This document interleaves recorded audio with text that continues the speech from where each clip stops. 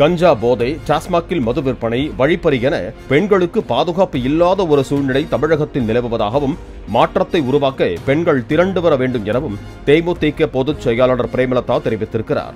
உள்ளம் தேடி இல்லம் நாடி என்ற பிரச்சார பயணத்தின் ஒரு பகுதியாக திருவண்ணாமலை மாவட்டத்தில் செய்யாறு, ஆரணி மற்றும் கீழ்பெண்ணாத்தூரில் பிரச்சாரம் மேற்கொண்ட அவர் இதனை தெரிவித்தார்.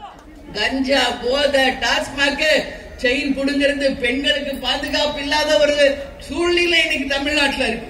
இது அத்தனையும் ஒழித்து, என் சகோதரிகளே, உங்க வீட்டு பெண்ணா நான் சொல்றேன், உங்கள் கஷ்டத்தை தீர்க்க ஒரு பெண் கஷ்டம் ஒரு பெண்ணுக்கு தான் தெரியும் என்பதை சொல்றேன். பெண்கள் படையாக திரண்டு வாருங்கள், ஒரு மாற்றத்தை உருவாக்குங்கள், ஒரு நல்ல தீர்ப்பை வருகின்ற தேர்தலில் நீங்கள் தர வேண்டும் என்று உங்க எல்லாரையும் பார்த்து நான் கேட்டுக்கிறேன்.